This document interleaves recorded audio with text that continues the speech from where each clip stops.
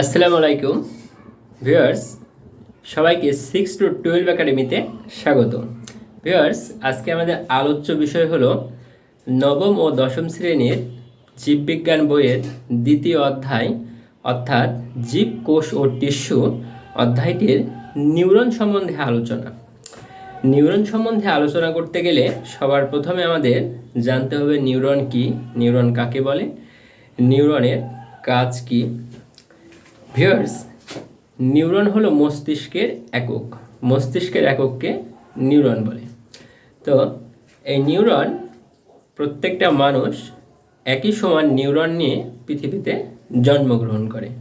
অর্থাৎ একটা মানব শিশু যখন ভূমিষ্ঠ হয় তখন তার মাথাতে যেই নিউরন নিয়ে জন্মগ্রহণ করে, ঠিক একই পরিমাণ নিউরন নিয়েই জন্মগ্রহণ করেছিল আইনস্টাইনদের মতো বিজ্ঞানীরা। পরবর্তীতে মানুষ পারিপার্শ্বিক অবস্থা, পরিবেশ পরিস্থিতি কিংবা নিজের ইচ্ছা অনুযায়ী তার মেধার বিকাশ ঘটায়। যদিও মেধার বিকাশটা অনেকটা নির্ভর করে সৃষ্টিকর্তার উপরে। তো একজন মানুষের মস্তিষ্কের ধারণ ক্ষমতা কয়েকটা কম্পিউটারের থেকেও বেশি। অর্থাৎ মানুষের মস্তিষ্কের ধারণ ক্ষমতা এত বেশি। তো আজকে আমরা এই নিউরনের সচিত্র আলোচনা করব। চিত্রটি আমি নিজ হাতে এঁকেছি। চলো ক্লাসটি আমরা আলোচনা করে দেখি। জীব কোষ ও টিস্যু এই অধ্যায়টির এই যে আমি একটা চিত্র অঙ্কন করেছি, এটি একটি নিউরনের চিত্র। এটা হলো আমাদের মস্তিষ্কের যে একক, সেই একক সেটা হলো নিউরন। আচ্ছা, এই নিউরনের মূলত দুইটি অংশ থাকে, একটা কোষ দেহ আর একটি হলো প্রলম্বিত অংশ। একটি কোষ দেহ আর একটি হলো প্রলম্বিত অংশ। আমাদের এই নিউরনটির এই পর্যন্ত অংশকে আমরা কোষ দেহ বলতে পারি, আর এখান থেকে এই শেষ পর্যন্ত অংশকে আমরা প্রলম্বিত অংশ বলতে পারি। তো কোষ দেহের এইখানটায় আমাদের একেবারে মাঝে, নিউরনের মাঝে যেটি অবস্থান করছে এটি হলো নিউক্লিয়াস। নিউক্লিয়াসকে কোষের পান কেন্দ্র বলা হয়ে থাকে। নিউক্লিয়াস সম্বন্ধে আমি পূর্ববর্তী ক্লাসে আলোচনা করেছি। এই নিউক্লিয়াসটি আমি এখানে মাঝে দিয়েছি। এখন অনেক বইয়ে, আধুনিক বইগুলোতে এগুলো এখানে না দিয়ে এখানে কিংবা যে কোনো এক জায়গায় এই নিউক্লিয়াসটা দিয়েছে, তাতে কোনো সমস্যা নেই। তারপরে এই যে এই অংশগুলো নিয়ে যে আমরা এই অঙ্কন করেছি, এটাকে বলছে কোষ দেহ। এই পুরোটি কোষ দেহ। আর এই মস্তিষ্কের যে এই যে শাখা প্রশাখা, এগুলো শাখা প্রশাখা, এগুলোকে ডেনড্রাইট বলে। ডেনড্রাইট বলে। ডেনড্রাইট এসেছে মূলত ডেনড্রন থেকে। এই ডেনড্রন শব্দের অর্থ হলো মস্তিষ্কের শাখা প্রশাখা, যে এগুলো শাখা প্রশাখা এগুলো। আর এই মস্তিষ্কের ভিতরে, নিউরনের ভিতরে আমরা যেই অংশ দেখতে পাচ্ছি ক্ষুদ্র ক্ষুদ্র, এগুলো তরল হয়ে থাকে। এগুলো মূলত সাইটোপ্লাজম। এই তরল অংশগুলোকে সাইটোপ্লাজম বলা হয়ে থাকে।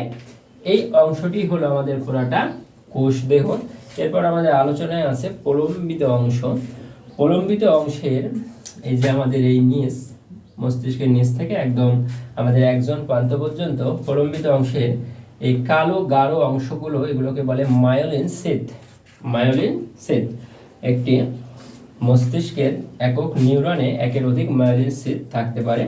তারপরে আমাদের এই মস্তিষ্কের মায়োলিন সিথের এই জায়গাগুলো, যে ফাঁকা ফাঁকা ফাঁকা ফাঁকা অংশ, এই ফাঁকা অংশগুলোকে র্যানভিয়ারের পর্ব বলা হয়ে থাকে। এটা র্যানভিয়ারের পর্ব। আর মস্তিষ্কের একেবারে নিচে যে শাখা প্রশাখার অংশ, এটাকে একজন প্রান্ত বলা হয়। একজন প্রান্ত হলো নিউরনের একেবারে শেষ প্রান্ত, অর্থাৎ এখান থেকে নিউরনটি শেষ হয়ে যায়।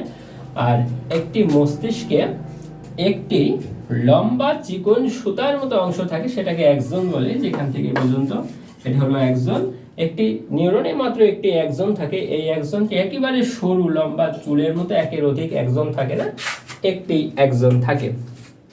এই মস্তিষ্কের একক নিউরন সম্বন্ধে পড়তে গেলে আমরা আমাদের প্রাত্যহিক জীবনের যে কাজ কর্ম, অর্থাৎ নিউরন দ্বারা পরিচালিত হয় কিছু কাজ, আর কিছু কাজ পরিচালিত হয় সুষুম্না কাণ্ড দ্বারা। সুষুম্না কাণ্ড দ্বারা পরিচালিত হয়, এগুলোকে বলে প্রতিবর্তকিয়া। আর নিউরন দ্বারা যেটা পরিচালিত হয় সেটা হলো আমাদের এই নিউরনে এটা একজন। আর এই ডেনড্রাইটটা এসেছে মূলত ডেনড্রন থেকে। এই ডেনড্রন এবং একজন মিলিত হয়ে একটি অংশ গঠন করে ডেনড্রন আর অ্যাক্সন, এটাকে স্ন্যাপস বলে। স্ন্যাপস মিলিত হওয়া অংশকে স্ন্যাপস বলে। এই স্ন্যাপস হলো সন্ধিস্থল অ্যাক্সন এবং ডেনড্রনের। এই অ্যাক্সন এবং ডেনড্রনের এই স্ন্যাপস হওয়ার কারণেই মূলত আমরা কোনো জায়গায় কেটে গেলে, ভেঙে গেলে অথবা আঘাত লাগলে আমরা ব্যথা পাই। যদি স্ন্যাপস গঠিত না হয় তাহলে এই ব্যথা পাওয়া যায় না। অর্থাৎ যেই ব্যথার ওষুধগুলো পাওয়া যায়, এই ব্যথার ওষুধগুলো খাইলে সাময়িকভাবে আমরা ব্যথা পাই না, কারণ এখানে ডেনড্রন এবং অ্যাক্সনের মাঝে পাসির তুলে দেয় এই ব্যথার ঔষধ। এই ব্যথার ঔষধ কখনোই খাওয়া ঠিক নয়। এটা খেলে সরাসরি কিডনিতে ইফেক্ট করে, অর্থাৎ কিডনি নষ্ট হয়ে যায়। এই ব্যথার ওষুধের মতো আরেকটি ভয়ঙ্কর ওষুধ হলো অ্যান্টিবায়োটিক ওষুধ, যেটা এমবিবিএস ডাক্তার না দেওয়া পর্যন্ত খাওয়া যাবে না। এটা খেলে দেহের অ্যান্টিবডি নষ্ট হয়ে যাবে। অ্যান্টিবডি নষ্ট হয়ে গেলে মানুষ সচরাচর যে কোনো রোগে আক্রান্ত হবে। রোগ হয়ে গেলেও চিকিৎসা করে সহজে ভালো হবে না। ভিউয়ার্স, এই হলো মস্তিষ্কের একক নিউরন সম্বন্ধে আলোচনা। নিউরনেরই আরেকটি অংশ, এটা নিয়ে আলাদা ক্লাস করা আর হবে না, যেহেতু এটা ছোট্ট বিষয়। সেটা হলো প্রতিবর্ত ক্রিয়া। অনেকেই মনে করে এই প্রতিবর্ত ক্রিয়াটা আমাদের মস্তিষ্ক দ্বারা নিয়ন্ত্রিত। এটা ভুল ধারণা। প্রতিবর্ত ক্রিয়াটা মূলত সুষুম্না কাণ্ড দ্বারা নিয়ন্ত্রিত। সুষুম্না কাণ্ড থাকে আমাদের মেরু রঞ্জুর ভিতরে। তো আমাদের চোখে হঠাৎ করে আলো লাগলে চোখ বন্ধ হয়ে যায়, অথবা আমাদের হাতে সুচ ফুটলে, অথবা যে কোনো আলোর ছ্যাঁকা লাগলে, এককালে যখন অনেক দিন আগে হারিকেন থাকতো, মানুষের অজান্তে হারিকেনের কাছে গরমের তাপ লাগতো, তো সেখান থেকে নিজের অজান্তে হাত সরে আসে। চোখে আলো পড়লে চোখ বন্ধ হয়ে যায়, সুচ ফুটলে হাতে হাত সরে যায়, এবং আমাদের গা হাত পায়ে কোথাও যদি মশা বসে, আমাদের নিজের অজান্তেই আমরা মশাটাকে মেরে দিই। এইটা হলো প্রতিবর্ত ক্রিয়া। অর্থাৎ আমরা একটা মশা যখন মারি, এটা মস্তিষ্ক দ্বারা নিয়ন্ত্রিত হয় না, এটা সুষুম্ন কাণ্ড দ্বারা নিয়ন্ত্রিত হয়। এটা প্রতিবর্ত ক্রিয়া। চোখে আলো পড়লে চোখ বন্ধ হয়ে যায়, এটা মস্তিষ্ক অর্থাৎ নিউরন দ্বারা নিয়ন্ত্রিত নয়, এটা সুষুম্ন কাণ্ড দ্বারা নিয়ন্ত্রিত। এটা হলো আমাদের প্রতিবর্ত ক্রিয়া।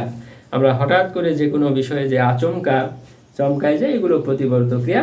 তো ভিউয়ার্স, এই নিউরন সম্বন্ধে আলোচনা করতে যে প্রতিবর্ত ক্রিয়াটা চলে আসলো।